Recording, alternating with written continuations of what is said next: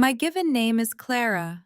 I am 36 years old and I work as a financial auditor tracking down missing funds. On the 10th birthday of my daughter, I found a terrible secret engraved into the brass plate of a handcrafted wooden telescope. My wealthy parents mailed the package directly to our house.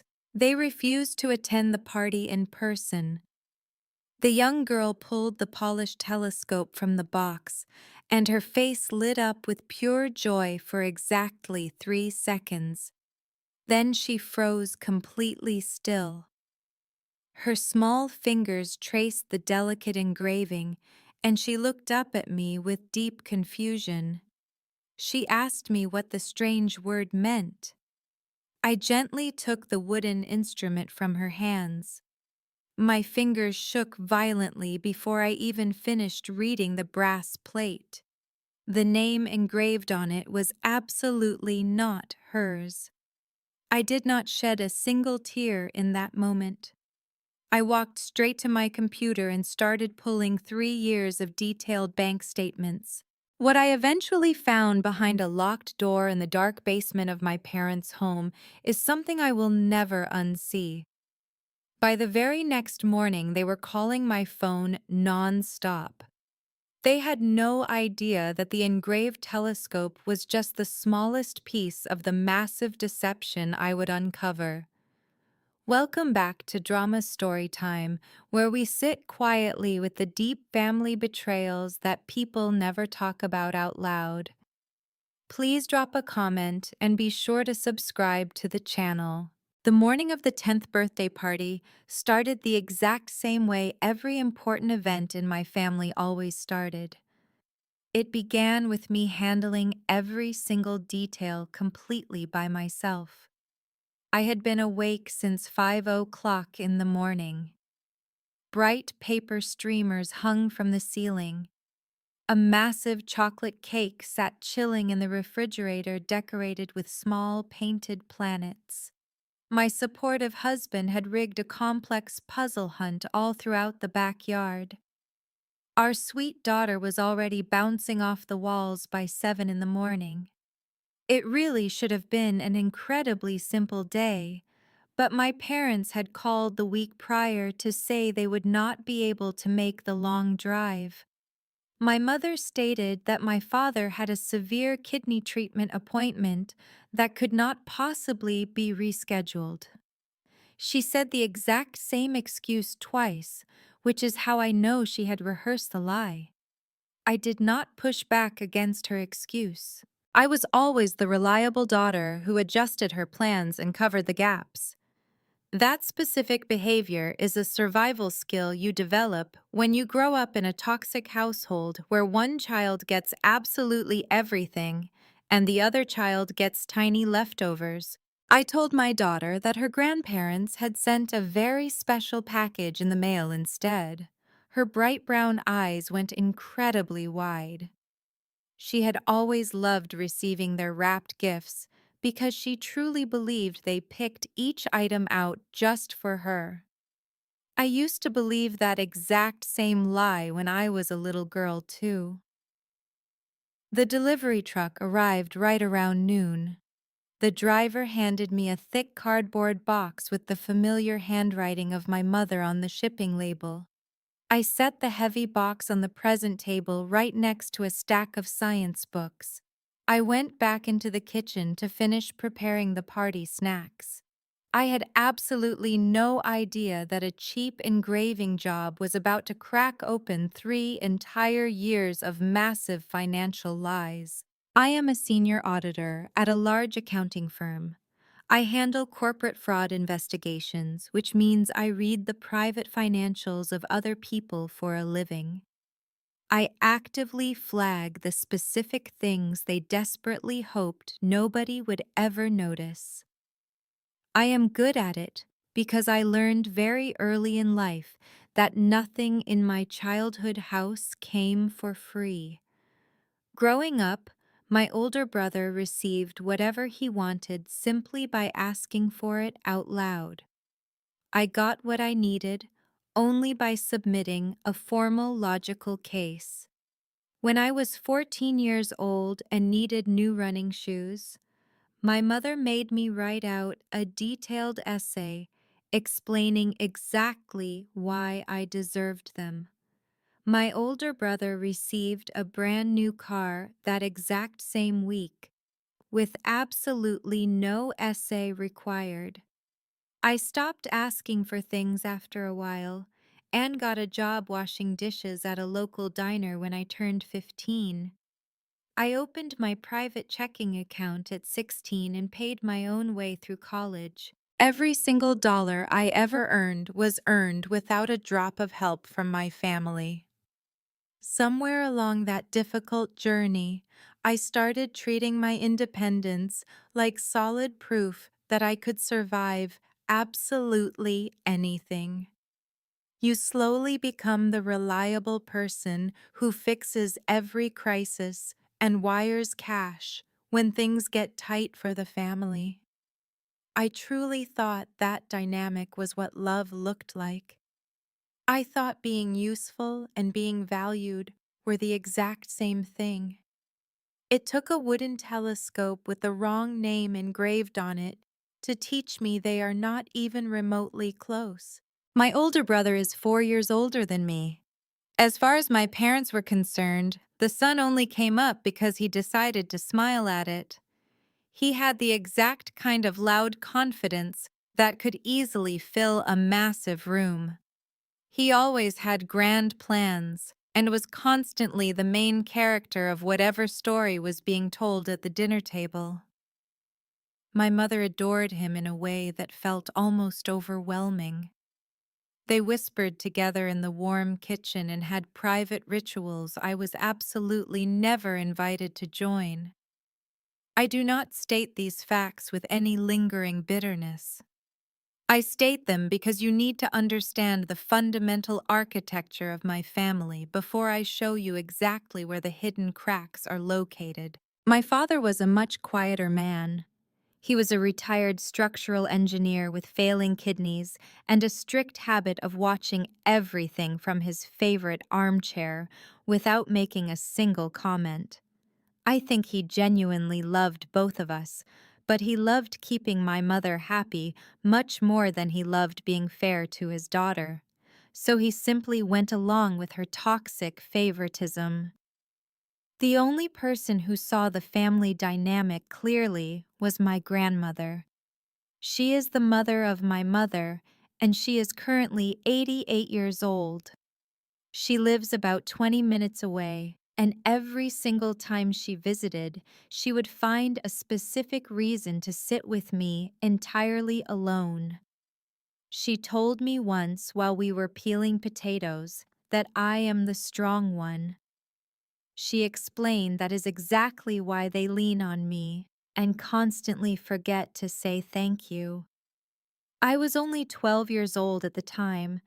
I did not know what to do with that heavy information, so I just shrugged and kept peeling. But I always remembered her words. There is exactly one more important thing you need to know about my childhood house. At the very bottom of the wooden stairs in the dark basement, there is a heavy door that always stays completely closed. It was the old recreation room my brother claimed as his private studio when he was a teenager. After he left the house, my mother kept the basement room exactly the way he liked it. His old music posters remained on the walls, and his expensive drafting table sat perfectly in the corner. Nobody ever talked about the basement room. Nobody ever opened the heavy wooden door. It was just an unspoken rule in our family. My older brother did not just leave the family home, he completely detonated his entire adult life. For most of his 20s, he bounced between failed business startups and heavily borrowed money. He would call my parents at 2 in the morning, begging for a massive wire transfer. The grand plans always failed miserably. The borrowed money absolutely never came back. By the time he turned 35, He had completely maxed out the credit cards belonging to my parents. He took a $20,000 loan directly from their retirement fund. He even convinced my father to secure a commercial lease on a downtown office that my brother totally abandoned 6 months later. Then, exactly 3 years ago, he completely vanished into thin air. He left no forwarding address and made absolutely no phone calls. He simply sent a short text message to my mother that said he needed space and told her not to look for him. My mother was absolutely gutted by the short message. She called my phone 8 times that very first day. She called the local police, who calmly explained that a grown man leaving his home voluntarily is not classified as a missing person. She sat inside that dark basement room for 5 straight hours, with the heavy door securely locked. My father stood on the bottom step of the wooden stairs and did not try to go inside. Here is the specific detail that should have told me absolutely everything I needed to know. They never blamed my older brother for any of the financial destruction, not a single time. They did not blame him for the ruined credit cards, or the drained retirement accounts, or the cruel disappearing act. In the twisted version of reality my parents lived in, my brother was always a tragic victim of bad luck and a harsh corporate world that simply did not understand his incredible genius. My mother would press her palms flat on the kitchen table and loudly declare that he was just lost. I desperately wanted to believe her tears were genuine. I started sending them money every single month after that terrible day. I sent funds to cover the kidney treatments for my father and the rising property taxes for the house. I absolutely never asked them exactly where the extra money went. That quiet compliance was my greatest mistake. Here is exactly how the financial arrangement operated in reality. After my older brother vanished and the finances of my parents completely cratered, I set up an automatic payment system.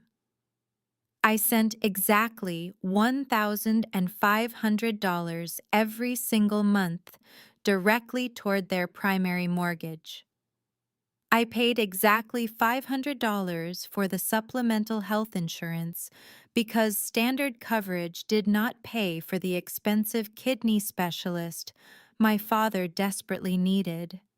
I added another $120 to cover the bundled family cellular phone plan, and every few months my mother would call me with a sudden extra expense.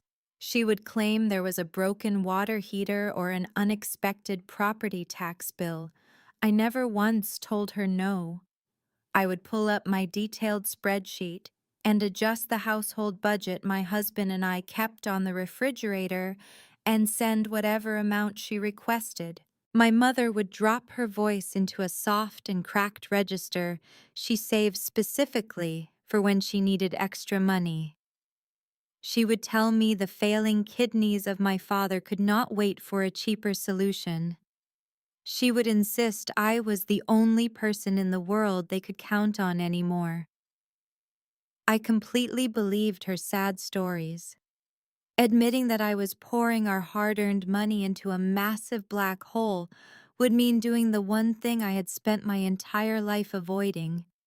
It would mean questioning whether my own mother was actually telling me the truth. My supportive husband never openly complained about the missing money, but he asked highly logical questions I simply did not want to answer. He sat at the kitchen table one evening and scrolled through a medical provider website on his mobile phone. He pointed out that the insurance plan should cover the vast majority of the kidney treatments.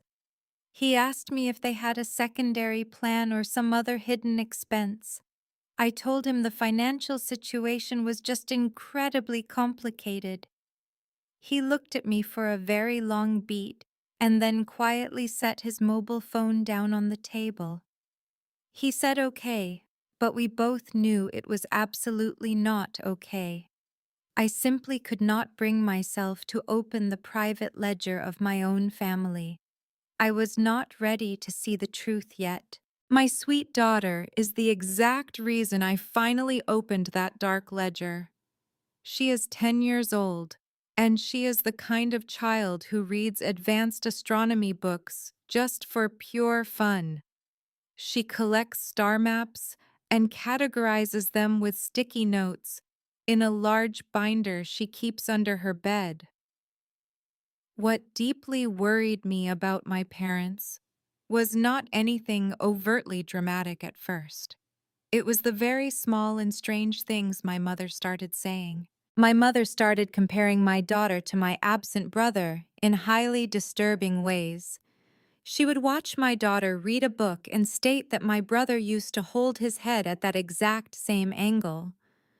The first few times she made those odd comments, I just let them go. But the uncomfortable comparisons kept happening.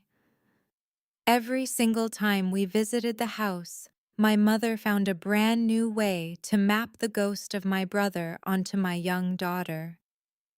She bought my daughter a heavy, dark blue blanket, which was the exact same color as the walls in that locked basement room. She signed my daughter up for an advanced drafting class without asking for my permission because my brother used to love architectural drafting. I gripped the steering wheel of my car very tightly on the drive home and said absolutely nothing. The birthday party eventually wound down right around 4 in the afternoon. The neighborhood friends had all gone home. The backyard was littered with torn wrapping paper and empty juice boxes. My husband was washing the sticky cake frosting off the patio table. Our daughter sat happily on the living room floor, surrounded by her new gifts. She asked me if she could finally open the special package from her grandparents. I told my sweet baby to go ahead and open it. She carefully tore the thick shipping tape. Inside the box rested a beautiful wooden telescope with polished brass fittings. My daughter held it up to the light and grinned with pure joy. She pressed the heavy instrument against her chest and spun around the room. Then she suddenly stopped moving. She turned the brass base over and ran her thumb right across the custom engraving on the bottom plate. She looked up at me with deep confusion and asked what the engraved word said. I crossed the living room floor and took the heavy wooden telescope from her small hands. I read the clear cursive letters etched deeply into the polished brass. The engraved name was Julian. It was absolutely not the name of my daughter. The specific name was engraved into a brand new, expensive telescope meant for a 10-year-old child and mailed by my parents. My hands started shaking violently. I kept my face completely still. My daughter watched me with that specific expression children get when they sense a terrible danger but cannot quite name it yet. She asked me if the engraved word was the name of another child. I swallowed hard and managed to tell her it was just a simple mistake from the shipping warehouse. She nodded her head and went back to sorting her books. I folded the original packing slip and set the heavy telescope on the kitchen counter. Then I saw the small birthday card tucked deep into the bottom of the cardboard box. I recognized the loopy handwriting of my mother immediately. The card clearly said it was for our little Julian, with all our love from Grandma and Grandpa. My supportive husband walked inside from the sunny patio and saw the dark look on my face. He asked what had happened. I simply handed him the small birthday card. He read the loopy handwriting twice. Neither of us said a single word. That night, after our sweet daughter was safely asleep, I sat alone at the wooden kitchen table. I had my laptop computer open and the heavy brass telescope resting right beside me. I typed one single digital message to my mother. It was the exact kind of message a financial auditor sends when she needs the official record established. I politely asked my mother why the telescope for my daughter was engraved with the name Julian. I hit the send button and set my mobile phone face down on the smooth counter. Then I went to bed. I did not sleep very much that night. I kept seeing the clear, cursive letters engraved into the shiny brass plate. The engraving was incredibly neat and highly intentional. This was absolutely not a random shipping mistake. Somebody had explicitly placed a custom order. Somebody had deliberately typed the name Julian into a personalization field and confirmed the expensive purchase. By 6 in the morning, my mobile phone displayed 11 missed calls. 6 of the calls were from my mother, and 5 were from the private line belonging to my father. I simply let the phone ring. My entire life, I had always picked up the phone by the second ring. My mother had trained me to be constantly available the exact same way you train an obedient dog. Not answering the phone felt highly uncomfortable, but it also brought incredible clarity. By 7 in the morning, a text message arrived from my mother. The message begged me to please call her back and claim the situation was not what I thought. I read the desperate message while pouring dry cereal into a bowl for my daughter. My observant husband looked right over my shoulder and read the glowing screen. He poured himself a mug of dark coffee without making a single comment. He had spent 10 years watching me drop absolutely everything the exact second my parents called my phone. The simple fact that I was sitting totally still and letting the phone buzz told him something fundamental had permanently shifted. He set a warm mug of coffee right in front of me and sat down in his chair. I firmly decided I was not going to call her back. My mother called my phone again at exactly 8:15 in the morning. I was busy buckling my daughter into the car seat for her summer day camp. I actually picked up the phone this time because I desperately needed to hear exactly what ridiculous version of the truth she had built overnight. The voice of my mother was pitched incredibly high and sounded deeply relieved. She told me she got my text message. She claimed the name Julian was just a beautiful name they had always loved. She nervously chuckled and said my father and her just thought it would be a very sweet gesture to use a traditional family name. I calmly interrupted her flowing speech. I stated that the name Julian is absolutely not a random family name. I reminded her that it is the exact name of my absent older brother. A long silence stretched across the digital connection. She finally spoke again and agreed it was his name, but argued that did not mean anything sinister. I told her she had an expensive wooden telescope custom engraved with the exact name of my brother and mailed it directly to my 10-year-old daughter for her birthday. I heard a slight pause before a brand new angle clicked into place inside her mind. She angrily told me I was reading way too much into a simple gift. She completely shifted gears the exact way she always did when a conversation got too close to the actual truth. She abruptly told me my father needed his kidney medication picked up from the local pharmacy. She asked if I could handle the task and pay the large copay. I told her I would handle it, and I immediately hung up the phone. 3 days later, the inevitable money call finally arrived. My mother called to say my father had a major follow-up appointment with the kidney specialist. She told me the medical copay alone would be $400. I told her I would look into the medical bill and hung up the phone. Then I did something I really should have done 2 years ago. I pulled up the official medical insurance portal on my computer. I looked at the premium supplemental plan I had been personally funding at $500 every single month. The detailed policy documents showed that specialist visits were covered at 90% after the annual deductible was met. The actual copay for that specific kidney treatment under the premium plan was exactly $42. It was absolutely not $400.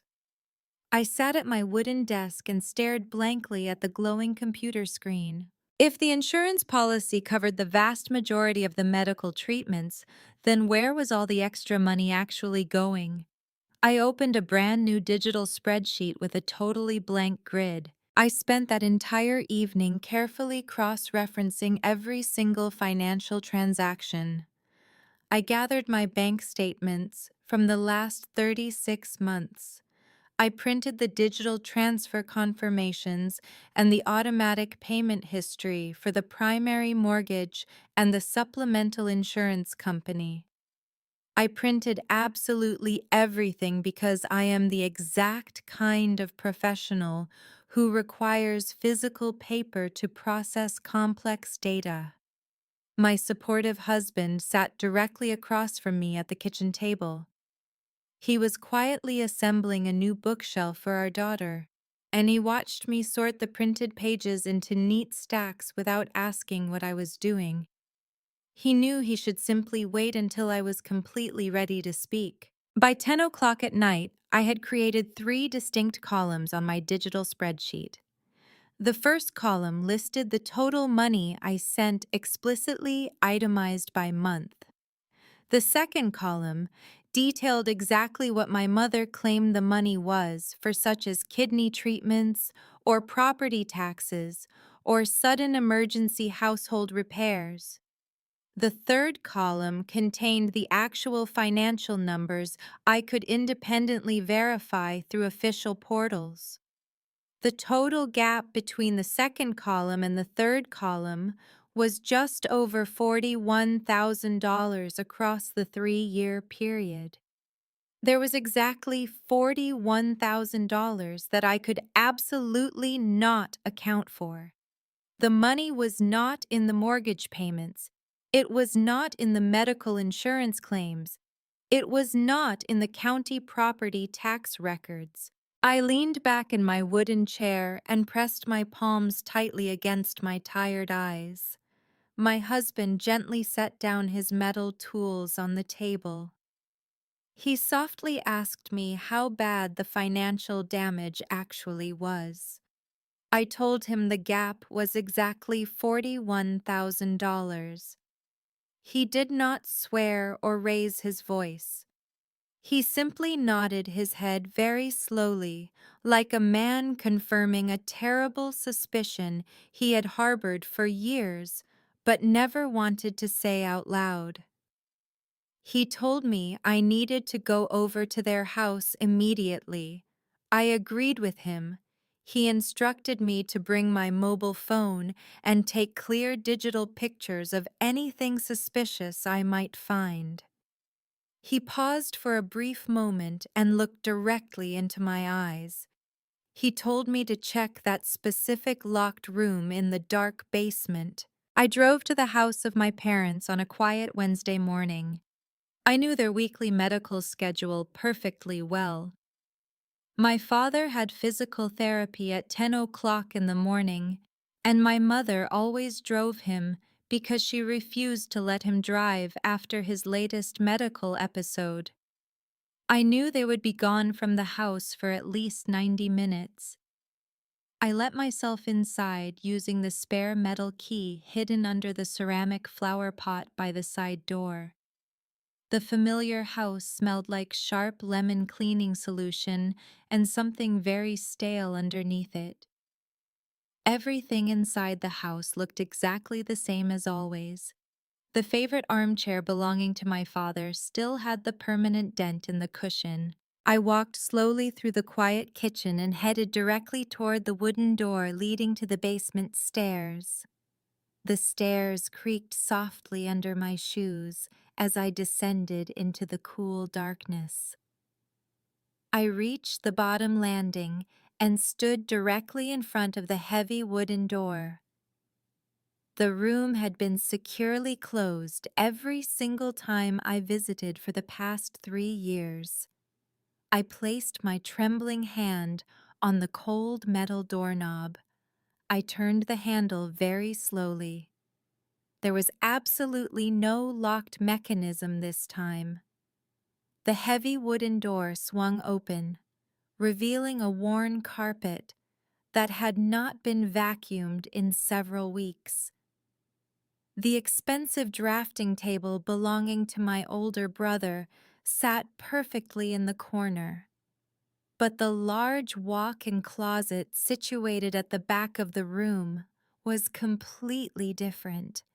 The closet door was wide open and the overhead light was switched on. Somebody had been down here very recently. The large closet was entirely full in a way it had absolutely never been before. In the center of the space, resting neatly on the floor, were 4 large cardboard boxes. I knelt down on the dusty carpet to inspect the first cardboard box. I carefully pulled back the thick packaging tape.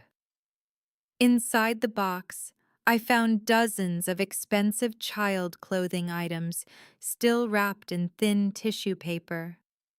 There were small winter coats and heavy denim jackets perfectly sized for a 10-year-old child. Every single item had custom embroidery stitched directly into the inner collar. The neat stitching spelled out the exact same name. The name was Julian. I set the first box aside and immediately opened the second one. The second box contained more items clearly meant for a young child. I found an expensive leather satchel and a personalized compass. Both items had the name Julian permanently embossed onto the surface. These were absolutely not old childhood keepsakes belonging to my brother. The retail tags attached to the items were entirely current. The clothing sizes were perfectly matched to the exact age of my daughter. Somebody had been actively buying young clothing and expensive educational toys, using the name of my absent brother. They were buying items perfectly sized to fit my own 10-year-old daughter. My legs suddenly felt incredibly weak.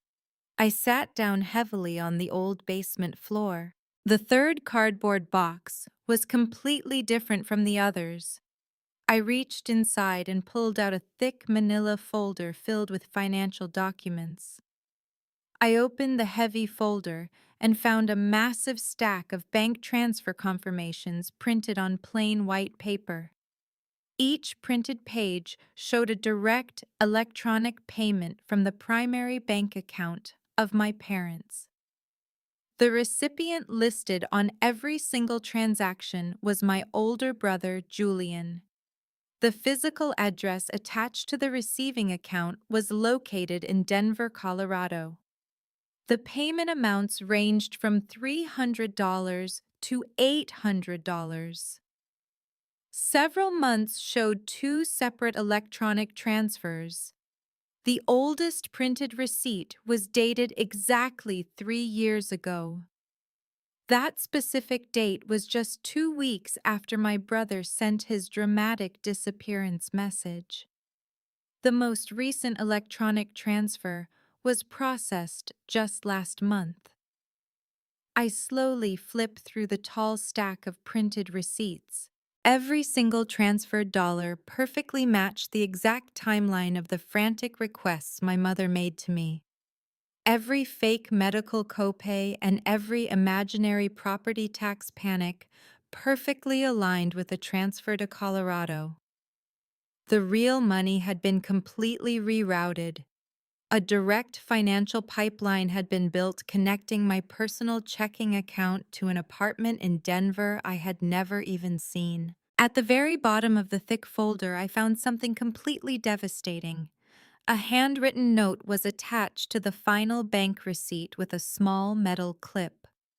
The cursive handwriting belonged entirely to my mother. The note clearly stated not to tell me because I would absolutely never understand the situation. I sat on the floor of the dark basement and did the basic math. Doing the math is the only thing I truly know how to do when the world falls apart. I calculated 36 months of continuous electronic transfers. The average payment was roughly $580. Sometimes my parents sent the money twice in a single month.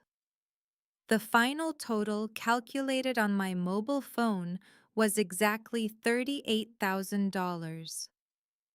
That specific number accounted for almost the entire $41,000 I had been actively searching for. The massive financial gap finally closed with a sickening reality. My parents had absolutely never been struggling with money. The medical condition of my father was real, but his bills were completely covered by my automatic payments. The house was perfectly fine because I paid the mortgage every single month. The cellular phones worked simply because I funded the entire plan. Every single extra dollar my mother squeezed out of my wallet had gone directly to my brother in Colorado. They knew exactly where he was the entire time. They had always known the truth behind his dramatic disappearance. The deep grief and the locked basement door were nothing but pure theater. It was a cruel performance designed by my mother for an audience of exactly one person. I was the reliable daughter who would keep writing massive checks if I truly believed my father was actively dying and my brother was completely lost. Suddenly, I heard the heavy front door open upstairs. I heard the familiar sound of metal keys dropping into the ceramic bowl in the main hallway. I heard the slow footsteps of my father walking toward his favorite armchair. Then I heard the voice of my mother calling out my name from the top of the wooden stairs. She loudly asked if that was my car parked outside in the driveway. I looked down at the thick folder resting in my lap. The handwritten note demanding absolute secrecy stared right back at me. I quickly tucked my mobile phone into my pocket. I had already taken clear digital pictures of every single printed page. I stood up from the floor and closed the closet door completely. I walked out of the basement room and headed up the wooden stairs to face the woman who stole my future. I walked up the wooden stairs and saw my mother waiting in the narrow hallway. She looked at me and then looked past me toward the open basement door. Her face went through a strange transformation. It was absolutely not panic, but a deep recognition. She looked like a woman who had been waiting for this exact moment and had already rehearsed her lines. She flatly stated that I went into the private basement room. I simply told her that I did. She pressed her lips together and smoothed her hands on her coat like she was settling in for a long conversation. She told me I finally saw the things she had been collecting for him. I told her those items are absolutely not for him. I stated they are sized for a 10-year-old child and they are sized perfectly for my daughter. That specific statement stopped her for a brief moment. She looked up at me with an expression I had never seen before. It was not guilty or defensive, but completely certain. It is the exact look a person gets when they have lived inside a deep delusion for so long that it becomes structural to their survival. She stated that my daughter could be our second chance. Those terrible words hit the hallway air like a physical blow. She kept speaking, and said my brother made mistakes, but he is still her boy, and he will eventually come back. She claimed that when he returns, he will need to see that they kept his place and did not forget him. She whispered that my daughter is the right age and has the exact same bright eyes as my brother. I stared at her in total shock. My own mother was not asking for my forgiveness. She was demanding that I understand she had been slowly replacing my sweet daughter with the ghost of my absent brother. She honestly thought the twisted obsession was what love looked like. My father stood in the doorway of the living room. He did not speak a single word. His tired eyes were red, and he gripped the wooden door frame like it was the only thing holding his body upright. He knew about the deception. He had always known about the stolen money. I picked up my leather bag and walked right past both of them. I drove back to my house without saying another word. I did not cry inside the car. I desperately wanted to cry, but there was a heavy pressure behind my ribs that felt like a closed fist. I kept both hands on the steering wheel and drove the exact speed limit. I breathed slowly through my nose, the exact same way I do during a massive corporate audit. When the financial books of a client are so tangled, I cannot find the starting thread. I just focus on the raw data. By the time I pulled into my driveway, the tight fist in my chest had completely unclenched. What replaced it was something much colder and significantly clearer. I sat inside the dark garage with the car engine turned off and opened my mobile phone. I scrolled through the digital photos of every single receipt. I looked at the photos of the handwritten note and the cardboard boxes filled with custom clothing. I looked at the folder full of electronic transfers to Denver. I absolutely did not have a dramatic speech prepared. I did not have a complete plan yet. But I had the raw numbers, and the financial numbers do not ever lie. The numbers do not try to manipulate your reality. The numbers do not call your phone 6 times before breakfast and tell you that you are reading way too much into a simple gift. My supportive husband was just finishing putting our daughter to bed when I walked inside the house. I waited patiently until her bedroom door clicked shut. Then I sat him down at the wooden kitchen table and laid out the entire terrible truth. I told him about the boxes and the receipts and the secret apartment in Denver. I told him about the dangerous delusion my mother had regarding our daughter. I told him about the $38,000. He listened to the entire story without interrupting me once. When I finally finished speaking, he rubbed his tired face with both hands and asked me what I was going to do next. I told him I was going to build a comprehensive file and lay out every single line item. I told him I was going to show the entire family exactly where the stolen money went.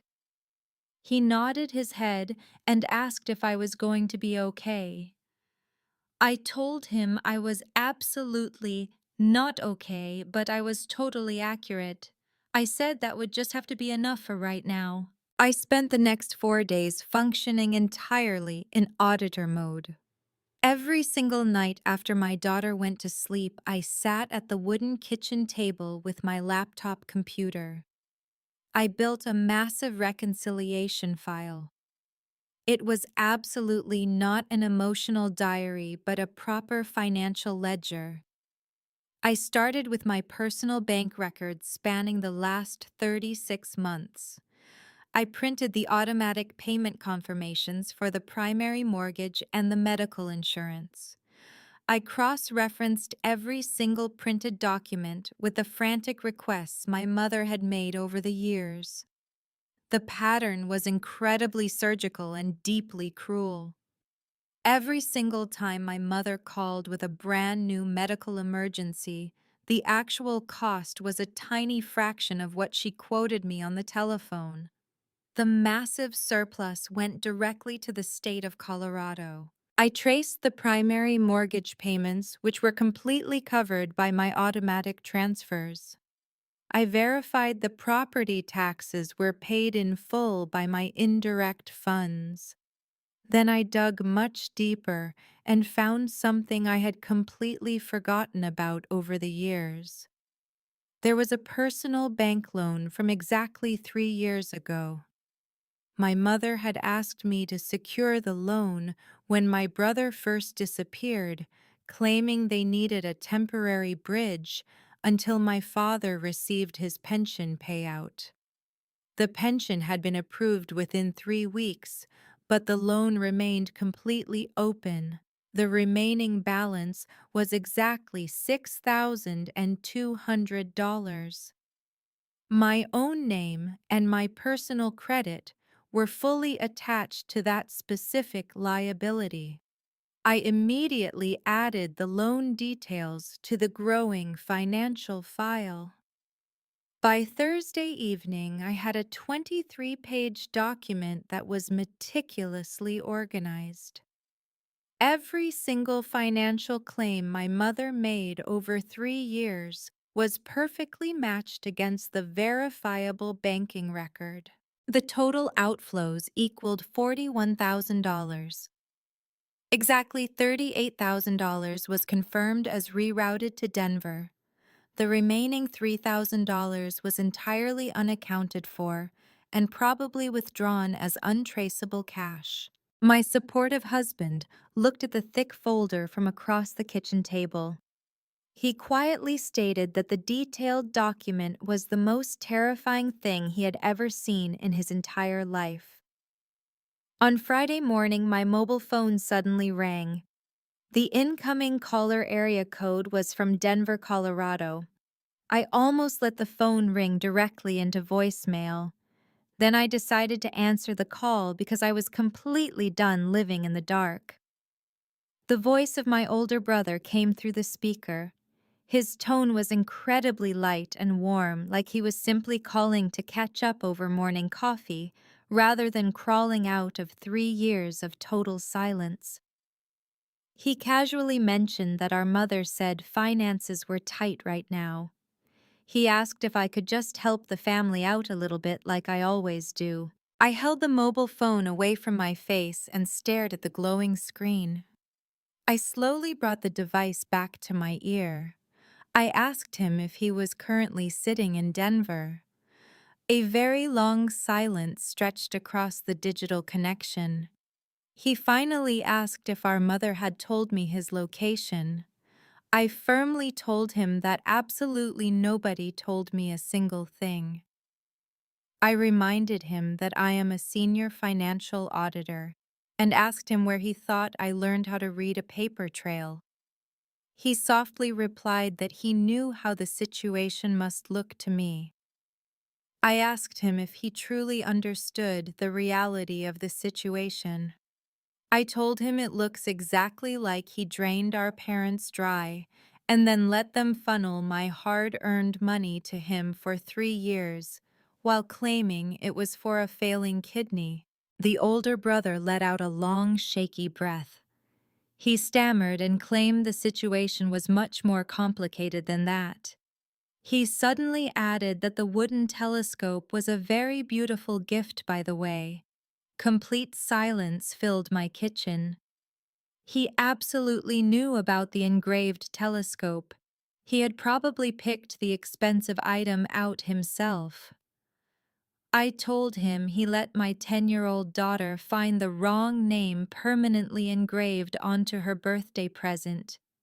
He quietly claimed he was going through a very hard time and said, "I do not know what that is like."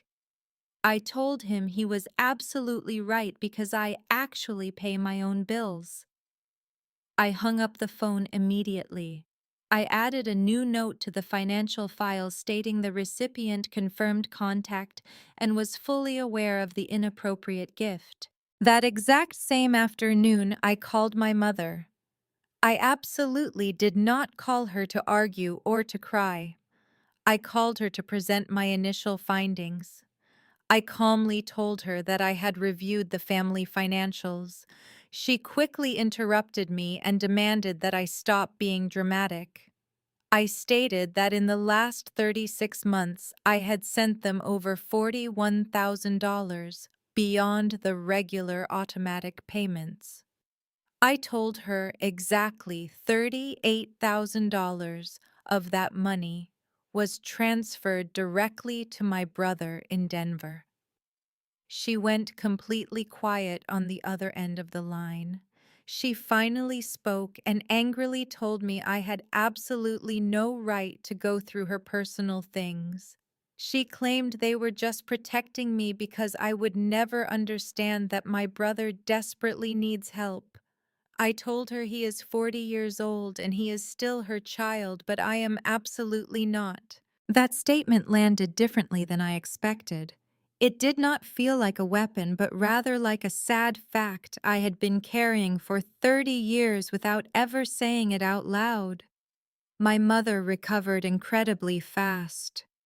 She warned me that if I make this into a massive issue, I will be the one who tears the family completely apart.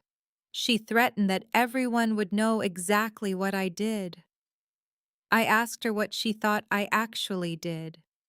She claimed I was walking away from my own parents and my sick father over simple money and minor lies.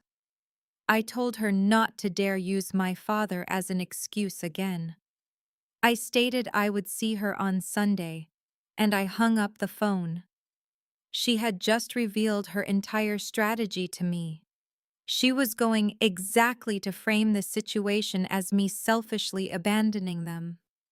She was planning to rally the extended family and turn the Sunday dinner into a formal tribunal with me sitting on trial. That was perfectly fine with me.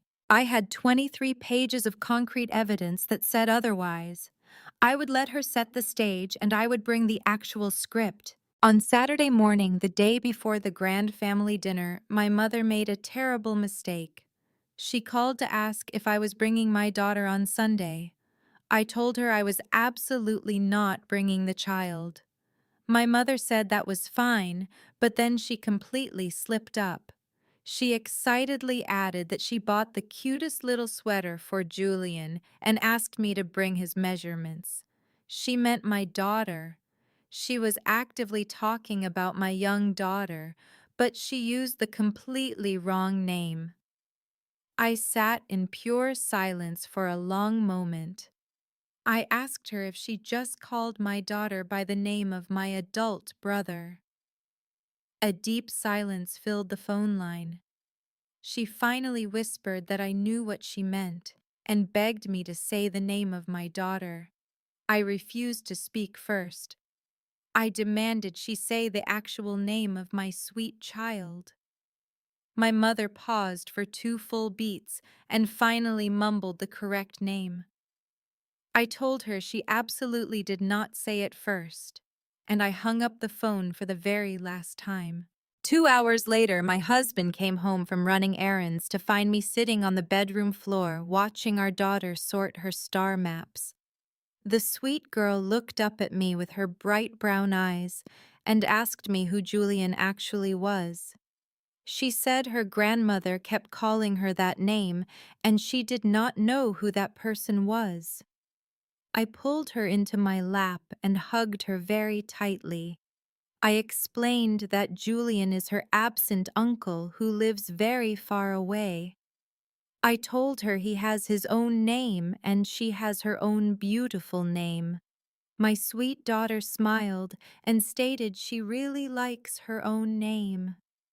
I kissed the top of her head and made a final decision that had been building inside me for weeks.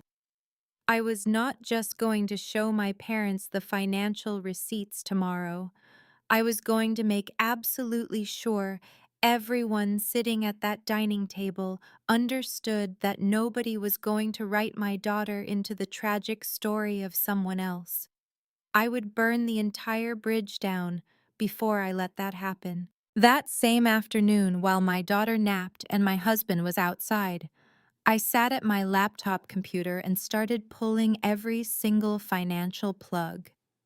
First, I tackled the primary mortgage automatic payment.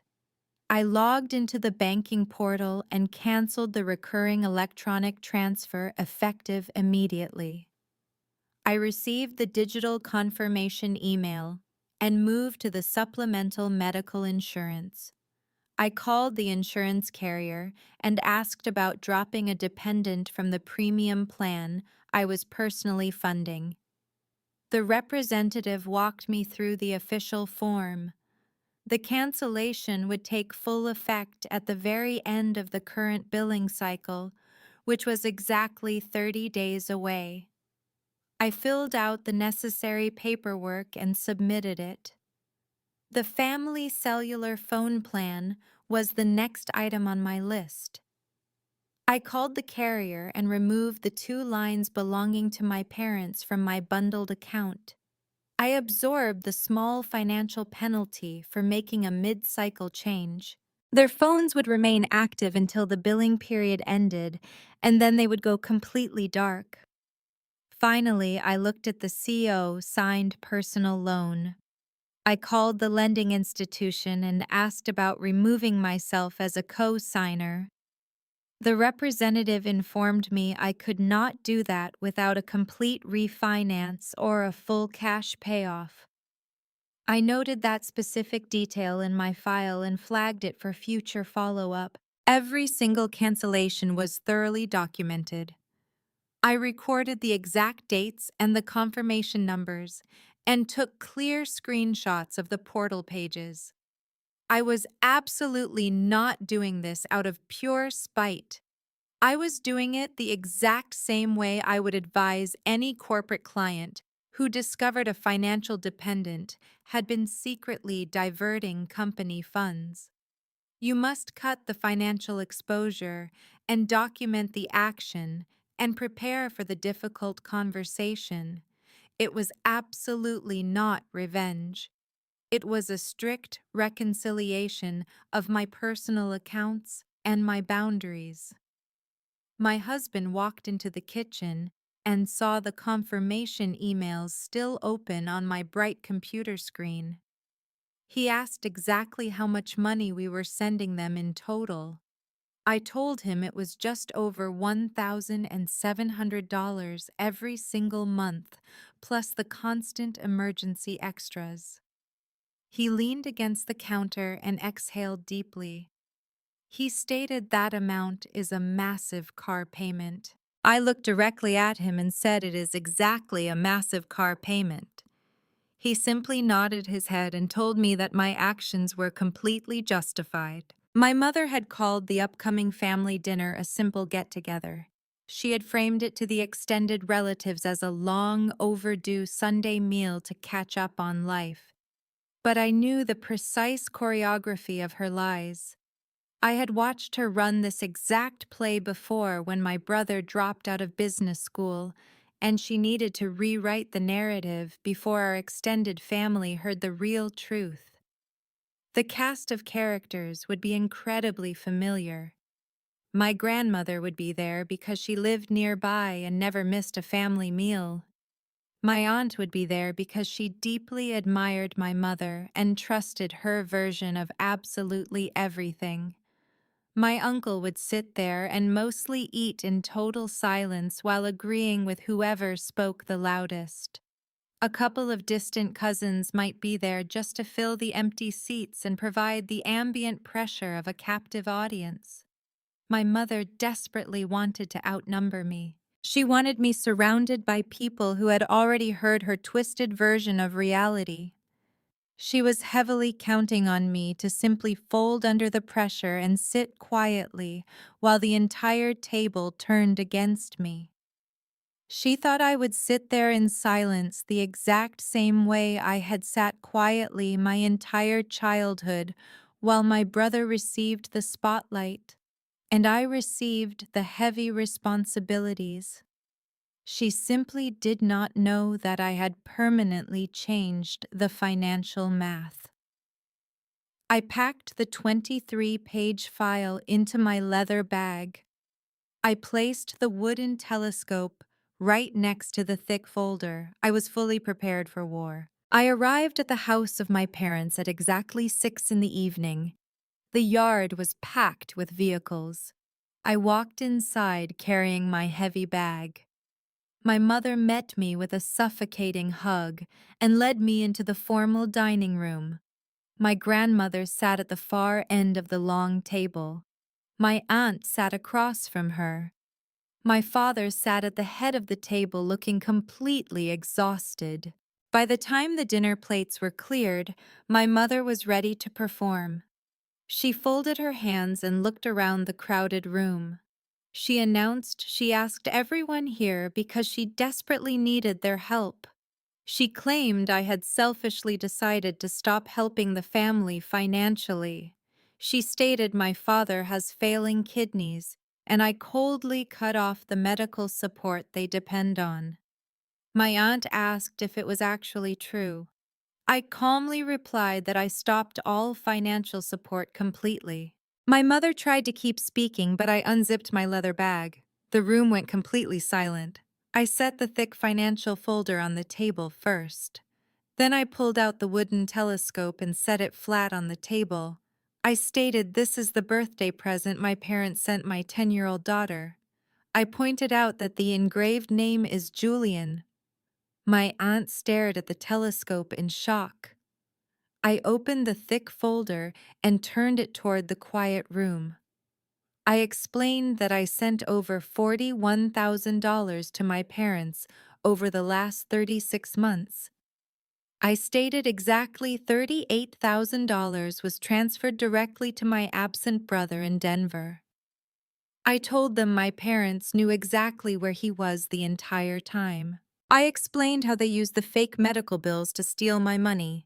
I told the room they had a dark basement closet filled with expensive items sized for my daughter but personalized for him. My mother angrily shouted that I had absolutely no right to go through the private basement. I calmly told her she was protecting him with my stolen money. My grandmother sternly told my mother to sit down. The old woman stated she always knew they leaned on me way too hard. My aunt stared at the printed receipts in total horror. She quietly stated that $38,000 and a secret apartment in Denver is absolutely not a simple misunderstanding. My father finally spoke from the head of the table. He admitted that he knew about the secret money transfers. He stated he let my mother do it because he was simply too tired to fight her toxic obsession anymore. He softly apologized, but I told him his apology was much too late. I stood up and collected my empty leather bag. I simply announced the final consequences. I stated I canceled the automatic mortgage payments and removed my father from the medical insurance. I told them I dropped their cellular phones from my family plan.